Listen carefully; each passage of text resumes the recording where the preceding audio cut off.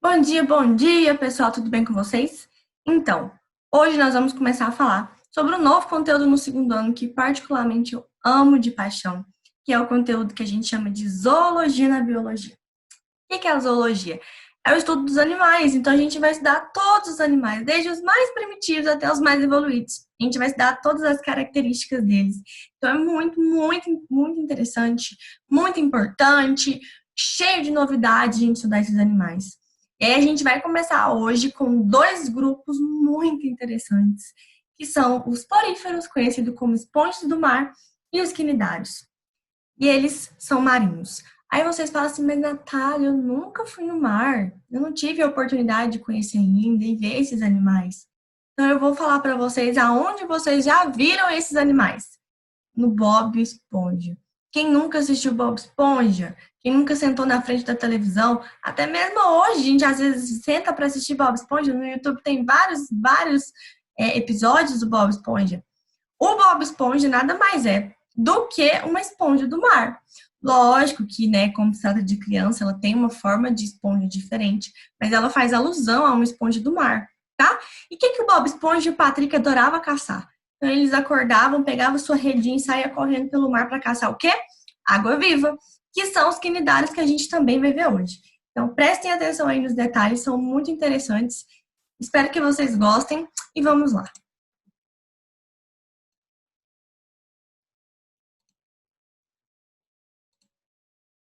Então, pessoal, nosso conteúdo, né, desse bimestre é zoologia. Então, a gente tem muita coisa para ver, muita coisa interessante. Começando, então, pelos floríferos. Então, eu coloquei aqui já a imagem do Bob Esponja para vocês já, né, associarem com ele. Então, as esponjas ou espongiários são animais marinhos, tá? São animais primitivos, ou seja, muito pouco evoluídos, tá? São invertebrados, ou seja, eles não têm uma vértebra, eles não têm coluna, eles não vão ter esse desenvolvimento, né, vertebral. E a gente chama eles de animais fixos.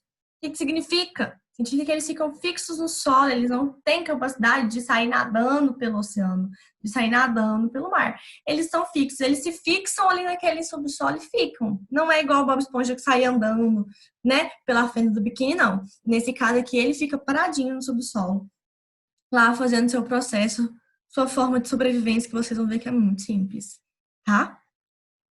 Então aqui a gente tem uma verdadeira esponja do mar. Então vocês podem ver que é bem diferente do Bob Esponja, né? Porque como se trata de um desenho infantil, precisava fazer alusão, mas não de uma forma assim, tão grotesca.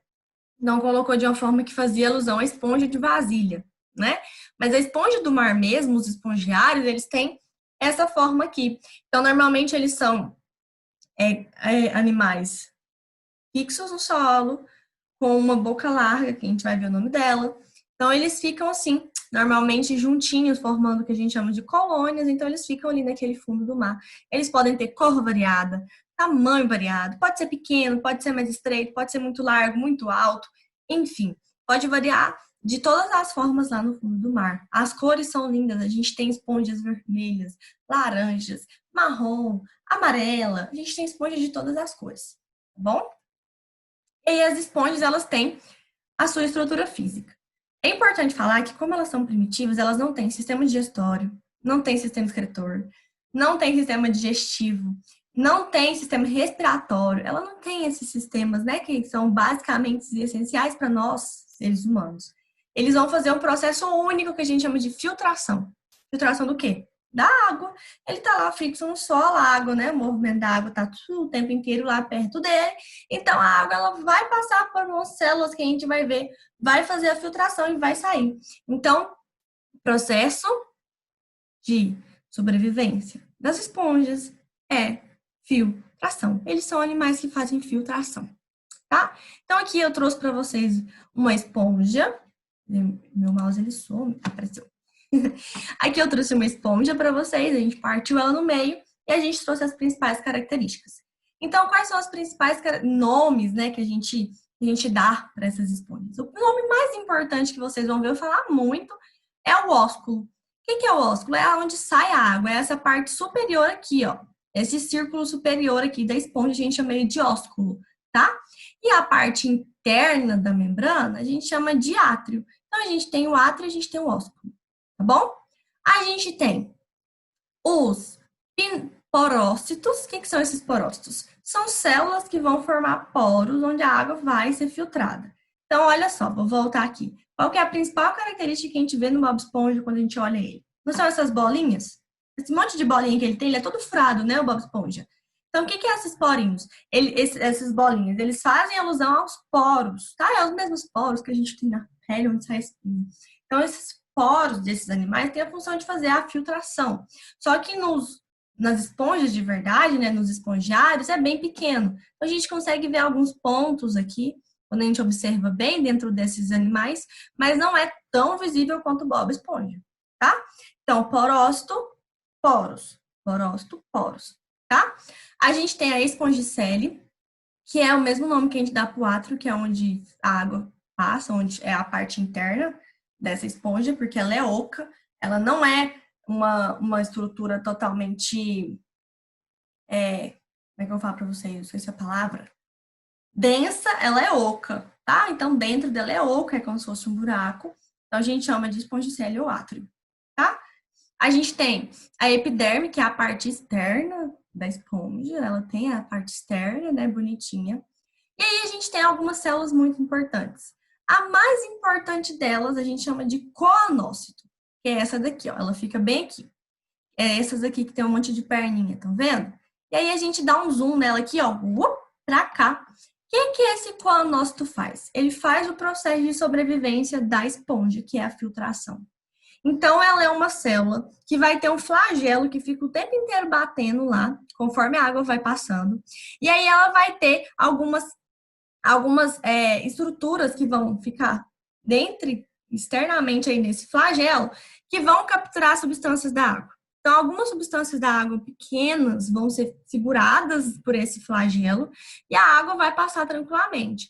E aí ela vai fazer a digestão dessas pequenas moléculas. Na verdade, nem digestão, ela vai conseguir absorver essas substâncias, tá? Então, o flagelo fica lá batendo a água, passando, e ele vai capturando essas substâncias que são importantes para ele, as partículas de alimento, que essa esponja vai conseguir fazer a absorção, tá?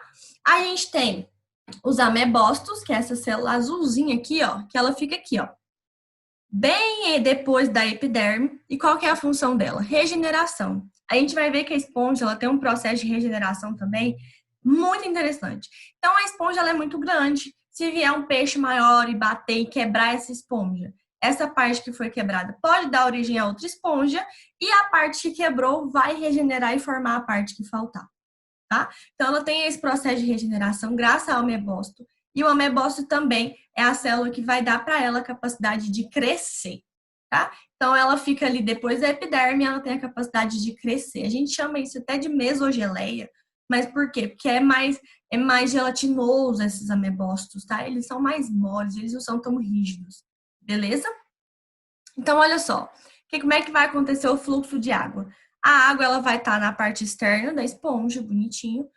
A água, ela vai passar pelos poros, vai ser filtrada pelos coanócitos e vai sair pelo ósculo. Então, ela entra pelo poro e sai pelo ósculo. O tempo inteiro a água faz esse processo e a água é filtrada nesse processo, tá? Então, aqui, ó, nós temos alguns tipos básicos de esponjas, tá? Então, a gente tem as células, como eu falei para vocês aqui, ó, o coanócito, que tem a função de fazer a filtração, o porócito, que é o poro onde a água vai entrar. A gente tem o amebócito, que é a capacidade dele, né, de se regenerar e crescer. E a gente tem a espícula, que dá o quê? Sustentação. Porque a esponja, por mais que ela tenha essa estrutura mais amebócito, né, esses amebócitos, ela é extremamente rígida na parte externa. Ela é rígida, é como se fosse uma pedra, tá? Então, ela é muito rígida graças a essas espículas que vão dar sustentação a essa planta, a esse animal, desculpa. Então, aqui a gente tem estruturas básicas, a gente tem o tipo Ascon, o tipo Sicon e o tipo Leucon. Qual que é a forma o caminho de evolução do Ascon ao Leucon? Por quê? O primeiro tipo aqui, ó, a água, ela simplesmente passava pelo poro e saía pelo ósculo. Simplesmente ela faz esse processo. E aí era muito difícil para as células fazer esse processo de filtração com um fluxo muito grande de água passando o tempo inteiro.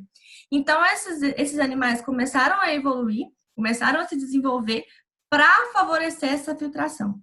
Então, tipo, o silcon, olha só, ele já tem mais lugares, com mais células, com mais coanócitos para fazer essa filtração. Então, vocês conseguem ver que ele vai ter mais lugares para a água passar. E isso favorece uma maior filtração da água. Então, aqui já estava filtrando mais do que no tipo Ascon, até chegar no tipo Leucon, que onde a gente tem vários canais, tá? Como se fossem lugares bem mais estreitos, que o fluxo de água é mais intenso, com mais células para fazer essa filtração. Então, por que evoluiu? Porque eu tinha um processo, um caminho simples de água passar pelo porócito e sair pelo ósculo, aonde agora eu tenho uma água que tem que passar por um caminho específico, onde eu vou fazer a filtração com várias células específicas, tá? Então, o processo de evolução da esponja vai de Ascon até Leucon, graças a essa capacidade de filtração da água. A reprodução das esponjas é muito simples. Basicamente, o mais comum de acontecer nas esponjas é a reprodução assexuada, que vai acontecer o brotamento, que é muito comum acontecer em plantas também. Então, esses animais, eu vou ter lá um animal adulto, uma esponja adulta, e vai nascer um broto dessa esponja. Então, nascer um broto dessa esponja, ele vai se desenvolver até ele ter estrutura suficiente para se fixar ao solo também e formar outro indivíduo adulto, tá? Então, aqui, ó, eu tenho uma esponja adulta que formou um broto. Esse broto vai desenvolver até formar um indivíduo adulto que vai se fixar ao solo. Isso daqui é muito comum acontecer, esse processo aqui, ó, de colônia, tá? Então, aqui eu tenho vários brotos que se fixaram ao solo próximo ao seu genitor. E aí forma essa estrutura aqui, um próximo do outro, um colado no outro. Tá bom? Outro tipo que eu tenho é a gemulação, que é muito comum também de acontecer. Então, eu tenho a formação de uma gêmula, que é como se fosse uma célula específica, que, qual que é a diferença? Essa gêmula, ela vai sair da esponja e vai conseguir percorrer um caminho mais longo. Então, conforme a correnteza vai levando essa gêmula, ela vai nadando até chegar num lugar que ela vai cair ou que algum animal vai esbarrar nela, ela vai se fixar ao solo. Vantagem, ela tem uma capacidade de popular um maior tamanho ali daquele substrato. Diferente do brotamento, que é todos perto um do outro, né? Tudo no mesmo lugar. Aqui na gemulação, não. A gêmula, ela consegue percorrer um caminho maior, uma distância maior, e assim popular lugares diversos ali naquele subsolo, tá? Substrato, desculpa. A gente tem a regeneração, que eu falei para vocês, que aqui eu tenho uma esponja. Então, imagine que ela foi picada em vários pedaços, ela foi partida, né? Partiram ela em vários pedaços. E aí, o que vai acontecer? As células, elas vão se reorganizar. Então, estava tudo espalhado aqui, elas vão começar a se unir, tá? E aí, a gente vai ter a formação de outras esponjas, tá? Então, a regeneração nada mais é do que uma parte da esponja se perdeu, essa parte pode formar outra esponja. Então, imaginamos que a gente tem lá uma esponja grande, e aí a gente vê um peixe grande, por exemplo, um tubarão lá com a sua nadadeira e esbarra nessa esponja e joga uma parte dela longe. Aonde essa parte cair, ela vai conseguir regenerar e formar outro indivíduo e popular aquele lugar onde ela caiu, naquele substrato. Tá bom? A reprodução sexuada pode acontecer? Pode acontecer sim. Só que acontece com mais frequência nos tipos de esponjas, acontece reprodução assexuada, porque é mais fácil. Então, regeneração, brotamento é muito comum acontecer, mas pode acontecer reprodução sexuada também. O que vai acontecer? O mesênquima, que é o tecido, né? Um dos tecidos, um dos folhetos embrionários das esponjas, eles podem formar células reprodutoras. Então, eu tenho aqui um macho e uma fêmea. Então, aqui eu tenho um macho adulto e uma fêmea adulta. Os espermatozoides do macho, eles vão sair e vão entrar em contato com o óvulo da fêmea, onde vai acontecer a reprodução. E o que vai originar? Vai originar uma larva nadante. O que essa larva faz? Nadante quer dizer que ela nada. Então, ela vai nadar conforme ela conseguir, até onde ela conseguir, até se fixar no substrato. E aí, formar uma esponja jovem, que vai dar origem ou uma esponja macho ou fêmea, que vai acontecer reprodução novamente. Então, eu tenho espermatozoide, eu tenho um óvulo, tá? Que vai acontecer a fecundação, formar uma larva nadante, que vai nadar até onde ela conseguir se fixar no substrato, e aí formar uma nova esponja, tá? A reprodução sexuada basicamente é essa. Beleza? Agora a gente vai passar para os quinidários, tá? Os quinidários ou selenterados são animais já mais evoluídos do que as esponjas. Por quê? Porque a gente vai ver que algumas espécies já conseguem se movimentar. Elas já são móveis, elas não são mais fixas. Elas vão conseguir se movimentar dentro daquele ambiente onde ela sobrevive, tá? E eles também são aquáticos. Então, a gente tem dois tipos, a gente vai ver, que são ainda os fixos, que são os que ainda ficam no substrato, e a gente tem as águas vivas que são livres, que a gente chama de livre natante. Ela consegue nadar livremente aí por todo o ambiente aquático onde ela sobrevive. Então, a gente tem dois tipos básicos de quinidários. O primeiro tipo é o pólipo. O pólipo é o fixo, o que fica fixo no substrato. E a gente tem a medusa, que é o que é livre natante, que é a água viva que a gente fala, tá? Então, pólipo é fixo, medusa é livre natante. E aí, quais são as partes principais? A gente tem a boca, que na medusa fica na parte de baixo e no pólipo na parte superior. Basicamente porque a sua forma de vida do pólipo ele tá fixo, a boca fica para cima. E a medusa ela é livre natante, a boca fica na parte mais tranquila para ela, perto dos seus tentáculos. Para que serve o tentáculo do pólipo e da medusa? Para conseguir agarrar o alimento, para conseguir se defender, tá? Então, o tentáculo ele tem uma função básica, ou agarrar o alimento para trazer até a boca, ou se defender, tá bom? A gente tem a epiderme, que é a parte mais externa desses animais. A gente tem a mesogeleia, que ela é muito grande. Vocês conseguem ver que é toda essa parte aqui de azul mais claro, onde eu estou passando o mouse. Mesogeleia quer dizer que é uma estrutura gelatinosa. Então, por isso que a água viva, quando a gente vê na televisão, a gente vê nos filmes, a gente vê no Bob Esponja, ela dá aquela sensação de que ela é mole, tá? Porque ela tem essa mesogeleia mesmo, que ela é mole, tá? Ela é gelatinosa. A gente tem a gastroderme, que é onde vai acontecer a digestão. Então, olha a evolução. O porífero não vai fazer digestão. Ele absorvia substâncias. Aqui já vai acontecer a digestão de substâncias, tá? A digestão do alimento. A gente tem a cavidade gastrovascular, que é onde o alimento vai passar, e aí é onde também vai acontecer o processo de digestão. Então, olha a evolução que teve. Uma evolução muito grande, muito rápida de um animal para o outro. O sistema nervoso dos quinidários a gente chama de difuso. Por quê? É como se ele tivesse uma rede de neurônios em todo o organismo. Então, aqui, ó, olha só, é uma rede, olha só, esse de azul. É uma rede de neurônios em todo o organismo, onde a informação nervosa vai passar por todo ele. E ele vai conseguir, então, se defender, vai conseguir, então, passou um animal aqui, ele vai conseguir, com seus tentáculos, puxar esse animal. Então, ele tem um sistema nervoso já bem mais evoluído do que os poríferos. A reprodução deles. Assexuada continua ainda acontecendo por brotamento, tá? No pólipo. Então, eu tenho um pólipo fixo, bonitinho, formei um broto, esse broto vai desenvolver, e aí eu vou ter a formação de uma nova hidra, que é um tipo de pólipo, tá? Então, vai acontecer essa formação do mesmo jeito que a gente viu lá nos poríferos. Outro tipo que a gente tem é a reprodução sexuada. Então, eu tenho um pólipo, a gente coloca a hidra aqui porque é uma espécie de pólipo.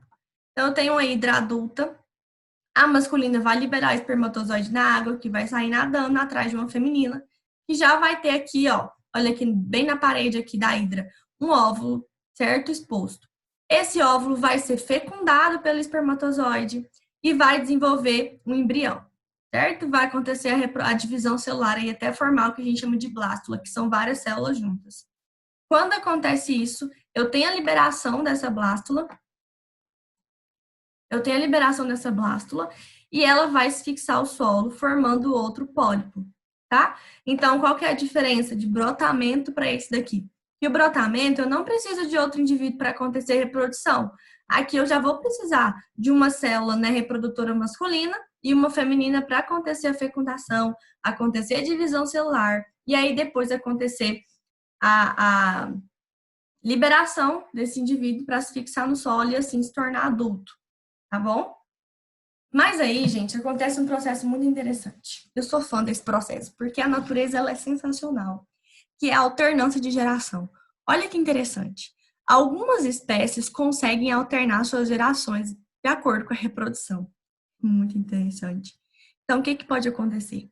Eu tenho aqui, ó, duas águas vivas, duas medusas, tá? Uma medusa macho e uma medusa fêmea, masculina e feminina. A masculina vai liberar espermatozoide, E dentro da fêmea vai acontecer a fecundação com o óvulo, certo? Quando acontecer a fecundação, vão liberar uma larva plânula. A gente vê que ela é uma larva bonitinha, ela é plânula porque ela é retinha, cheia de cílios para ela conseguir nadar bonitinho. E essa larva, ela vai se fixar no substrato, ela vai se fixar no solo, certo? E vai formar o que a gente chama de fistoma. Essa cifistoma nada vai ser do que uma estrutura muito semelhante a um broto de pólipo. Então, olha só, eu vou ter a formação de um pólipo, tá? E esse pólipo, diferente dos outros, ele vai ter estruturas segmentadas. Ele vai se segmentar. A gente chama de estrobilização. Então, olha aqui, eu tenho uma aqui, outra segmentação aqui, outra segmentação aqui, outra aqui, outra aqui. Vocês conseguem ver? Várias segmentações. E essas segmentações, elas vão crescendo. Então, a gente tem 5 que vai para 10, para 20. O que vai acontecer? Conforme elas forem amadurecendo, essas segmentações superiores, elas vão estar mais maduras do que as que surgiram agora, do que as que estão lá na parte inferior, né? Do que essas aqui. Essas superiores, a gente chama elas de éfiras. O que vai acontecer? Ela vai se soltar desse pólipo e vai ser liberada na água. Essas éfiras vão se desenvolver e formar uma nova medusa. Então, olha que interessante.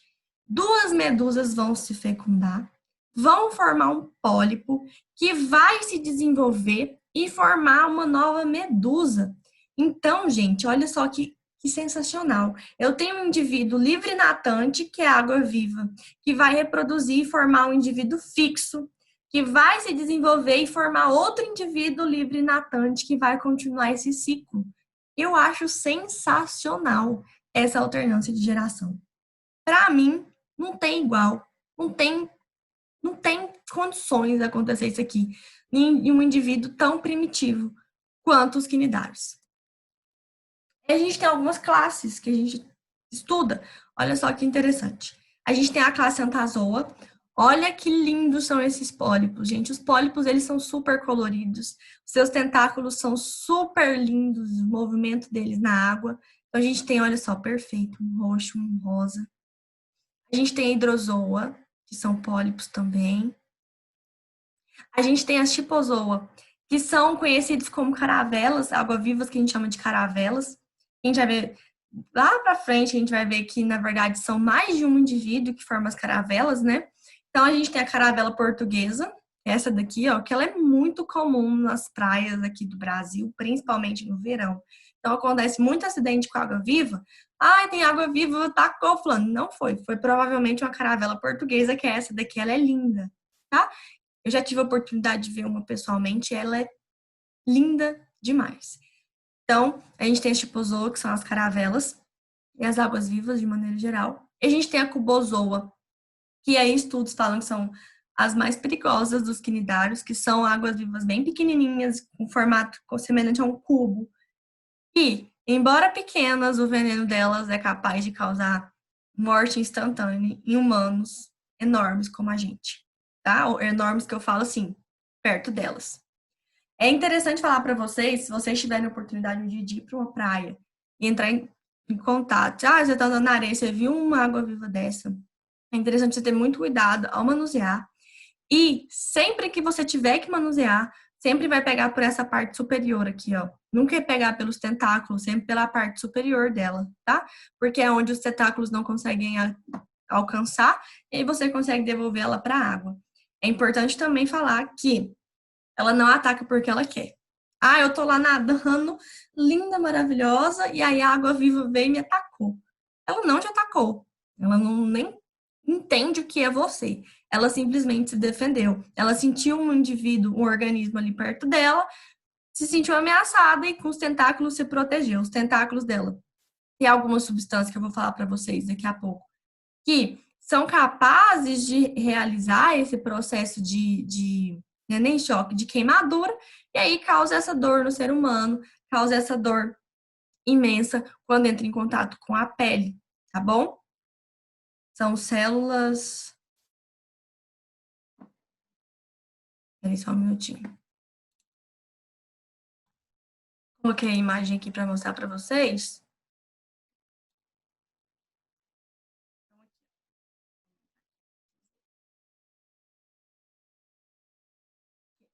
A gente chama de quinidócitos, as células que dão choque. Então, o que elas são? Elas são células que ficam nos tentáculos, e aí é como se fosse um chicotinho. Esse chicotinho, ele fica, esse filamento urticante, ele fica recolhido dentro dessa célula do quinidócito. E aí, quando ele se sente ameaçado, ele libera esse chicotinho para fora. E aí, esse chicotinho que tem essa célula urticante, que causa queimadura, que quando entra em contato com a nossa pele ou com qualquer outro tipo de animal sem capacidade de se defender, queima, podendo levar à morte. Então, aqui, ó, né, fica aqui nos tentáculos, eu tenho aqui o meu quinidócito, eu tenho meu filamento urticante todo recolhido, enrolado aqui bonitinho. E aí, quando eu entro em contato, ele libera esse chicote com líquido tóxico, que nada mais é do que essa célula urticante, esse filamento urticante. E esse filamento descarrega aonde ele entra em contato. Por isso que causa queimaduras, tá? E essas queimaduras, dependendo do contato, dependendo da quantidade de que você tiver, pode ser classificada aí até em queimadura de terceiro grau. Várias pessoas vão para a praia, às vezes se machucam e não percebem que realmente aconteceu, tá? Mas pode acontecer com grande frequência. No verão, aqui no Nordeste, acontecem acidentes com água-viva muito frequentes, tá bom? E é por quê? Porque elas estão se reproduzindo, elas estão vindo, né? Junto com a onda, junto com o movimento, tem muita gente ali naquele lugar, então uma hora ou outra vai acontecer de alguém esbarrar com ela, tá bom? Então, por isso que ela dá choque, por causa dessas células que a gente chama de quinidócito, que tem esse filamento urticante, que é como se fosse um chicotinho que fica retraído, e entrou em contato, então, ele é liberado e entra em contato com o indivíduo. Mas é só para isso, Natália? Só para se defender? Não. Também é para matar. Então, vamos supor que tem pequenos peixes passando ali e a água-viva precisa se alimentar. Ela percebe uma movimentação diferente, ela vai liberar esse filamento urticante, ela, né, vai causar como é que eu vou falar para vocês, né, choque. Esse processo aí com o peixe, essa queimadura com o peixe, esse choquinho, o peixe vai falecer, vai vir morrer, e ela vai enrolando os tentáculos até chegar à boca para ela fazer a digestão, tá? Então, ela não ataca apenas para se defender, ela também ataca para se alimentar, mas para se alimentar é pequenos peixes, pequenos indivíduos que estão ali nadando, tá bom? Deixa eu sair daqui agora. Então é isso. Espero que vocês tenham gostado. No próximo vídeo a gente vai ver já sobre alguns vermes, que é muito interessante também. A gente vai ver quais são os vermes que podem existir dentro de um outro ser vivo. Espero que vocês tenham gostado. É isso. Muito obrigada e até a próxima aula.